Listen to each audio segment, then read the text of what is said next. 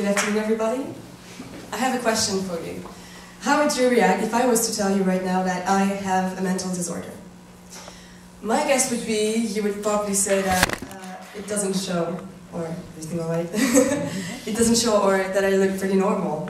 But how many of you would act concerned, or would ask me how I'm doing, or tell me that I'm strong enough, I need to keep fighting? That would have been the kind of answers I would have gotten if I had told you I have cancer instead. Well, actually, luckily for me, I don't have a mental illness. But it's much more common than we think. Like Frederick told us earlier, according to the WHO, at least 1 person in 4 experiences mental illness at some point in their lives. So statistically, you all know at least 1 person, or probably even more, who has experienced this. It can be anyone, really. It can be a member of your family, a friend, a teacher, it can be your crush, why not?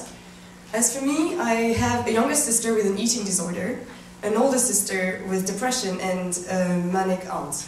So okay, that sounds like much. Maybe statistics were a bit hard on me, but you will find that it's really not that uncommon, and the tragedy is that we don't know much about it.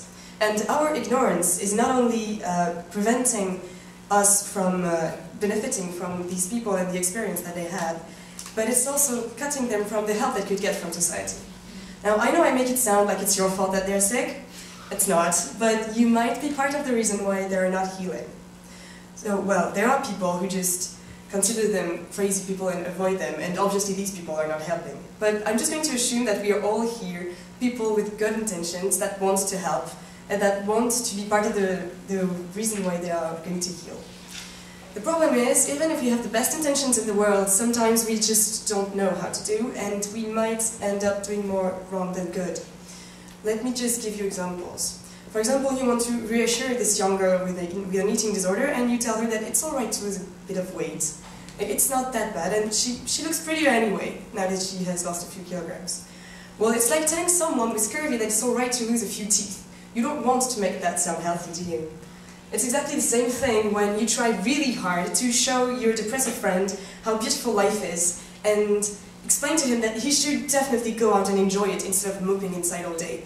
And maybe that's part of the reason why he's miserable in the first place, right? Well, no, that does not really work like that. Yes, many people may have it worse than him. Maybe people are dying from starvation or under bombings, but that's really not going to make them feel any better. The thing is, it might end up actually preventing them from healing. And the reason is we can try we try as much as we can, and it can get frustrating, but we won't get to them that way. Because it's not rational. Believe me, I've been there, I've tried. I have an aunt who was having a manic episode. That's when suddenly you are bursting with energy and everything is fantastic and you're very excited about anything and everything really. And she had found an ad online about a ruin somewhere in Normandy, 50 kilometers away from any civilization. And suddenly she thought that the greatest idea of her life was to buy this ruin and drop everything and go live there with dogs. And yes, I could think of many good reasons why that was really not a good idea. And I spent a lot of time explaining it to her. But no matter how good my case was, there was just no way that was going to convince her. Because that's not the way we should do it. And mostly, even if we want to do good, we just don't know how to do it because we don't know actually what it means to have a mental disorder. So I myself, I don't know it. I have never experienced it, so I can only guess. What I know is that it's very diverse really. It can vary in degree, it can vary in nature. There are many different forms of mental disorders. You can have mood disorders, psychotic disorders, you can have post-stress traumatic disorders. There are just so many that I can't quite tell them, like I can't quote them all. But there are a few things that they have in common, and that's not the crazy person image that we tend to have sometimes. The first thing that's in common between all of them is that they are all very incapacitating. You can't live a normal life the way you should when you have a mental disorder. Some things that we might do without thinking becomes like a huge obstacle for them. Take getting up in the morning as an example. I know Monday mornings are hard for everyone, but in the end, we all get up, don't we? because we have an important meeting to go to, we have class and we don't want our history teacher to yell at us, or we have a TEDxSciencesPo and we really need to go. But let's just make an effort of imagination, close our eyes, and imagine that we're in bed. We open our eyes, we feel rested, but still we have no energy, we have nowhere to go, no one to see, we don't feel like anything's expecting us outside of our bedroom. We could just spend the day in bed, no one would mind, because no one cares, and there's really nothing expecting us outside. So it's not that we particularly want to stay in bed, but why shouldn't we? And that's how I feel depressive people wake up like. And I picked depression, I could have picked anything. I could have chosen paranoia and tell you how difficult it is to feel like the people you think love you are plotting behind your back. Or I could have chosen another of my exotic examples from my aunt and say that you really need to move all the furniture in your apartment before you can get started with your day. So yes, there's that. It's not easy to have a normal everyday life with a mental disorder. But another misconception that is common is that it's all in your head, when really it's not. It has an impact on your body too. The brain has a big impact on you as a whole, on your body as well. Your mental state shows on your body, and that's something we all experience at some point. For example, before you take a very important test, or before you make a TED talk, for example, I don't know, I take this example at random, but you can experience stomach aches because you're so stressed. Or another example that's even more striking, but only applies to females. If you convince yourself that you're pregnant, well, you might start exhibiting signs of pregnancy while not being pregnant at all. Like, it can go very far. You can start having your periods, you can have your belly swelling, you can mood swings and even morning sickness while being, well, not pregnant. That's exactly the same thing for mental disorders. It affects your mind and your body, and it doesn't even stop there. It also affects people around you. Your circle of friends, your family, everybody. So, yeah, well, there's me, for example, but that could that could also be a Carolina, or that could be a Lina, that could be any one of us, really. And sometimes, yes, like, it can be funny. I find it funny when I receive potatoes by the mail because my aunt thinks I really need them right now, or that she calls me at 2 AM to tell me that the baker has been stealing her letters and I really need to stop him because that's not going to continue any longer. I find it funny, but I know people who don't. I told you of a depressive older sibling, who's actually more of my cousin, but she's lived with me since I was very small, so like more like a sister for me. And she's, well, the daughter of this woman. And she has known her since before she was this sick. And just imagine having a mother figure who's sending you by the mail a single earring and toenails. It's not really funny. No, it's really not funny. And it can affect you in more ways than just one. For example, for my sister, it affected her so much that at some point she fell into depression. And it didn't really go well with my family, so in the end, she ended up leaving the house and like slamming the door, and really I see her like twice a year now. And she got so far away from us that she got married last year, and I only learned a few months ago when she came and visited me in Dijon secretly without my parents knowing. So that's not really a healthy situation either. And really I can't help but think that it has something to do with the fact that my little sister has now an eating disorder. So, can we say that it's contagious? I don't know, but the thing is, it really affects you and people around you. And it's incredible why it has such an impact that we still know so little about it. We don't know what triggers it really. Some part of it is probably in your genes, so you can inherit it. But is it maybe recessive, like red hair, or is it triggered by something in your environment? Nobody knows. And it's not only the causes that are not well known enough, it's also the cures.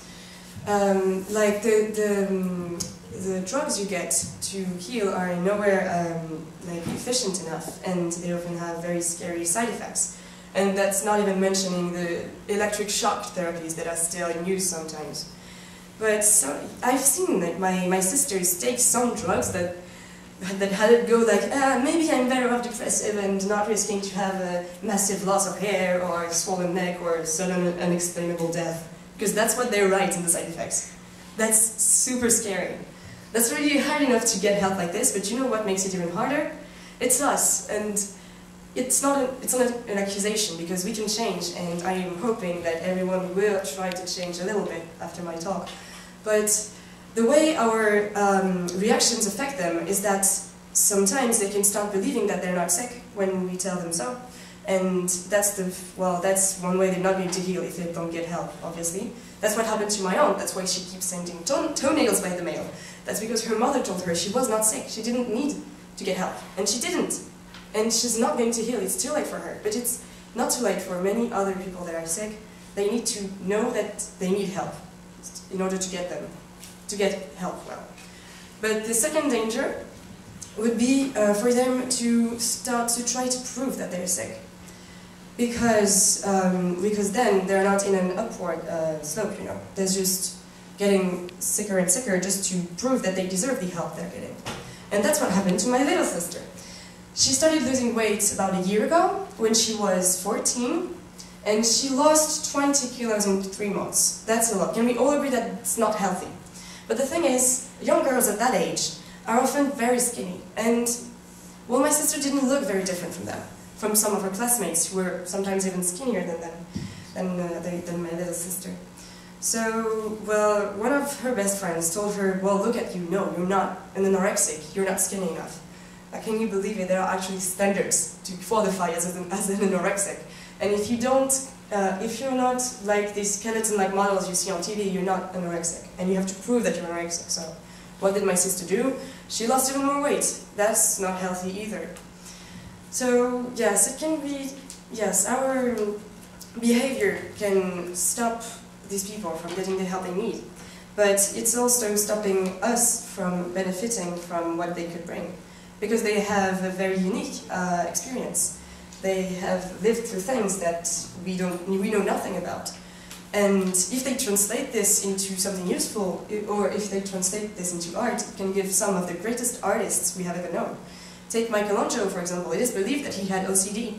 Or take, I don't know, take my favorite singer, Sinead O'Connor. She was bipolar. Van Gogh, too, was bipolar. And that's not only artists. It is believed that that Darwin or even Abraham Lincoln had some form of mental disorders. So maybe we're missing some Abraham Lincolns and we're missing some Sinead O'Connors because we don't know what they're going through and we don't know how to deal with them. So furthermore, what they could bring to society is that they would set a very positive and inspiring example for sick people everywhere to try to heal. So what could we do to include them more, to give them the help they need, and to get from them the experience they have? Well, it's really the only person who can heal them is, well, them. They have to get the help they need. They have to be willing to heal so that they can actually heal. But there are ways that we can help them do this. We can, first of all, well, recognize that they're sick, that it's a sickness, they are ill, and they need help. But we also have to bring them attention and compassion. We have to try to put, to walk in their shoes, to try and understand what they're living, so that we can give them the help they need. Because when you feel bad, you get help, but when you're feeling good, you should give it. Thank you very much.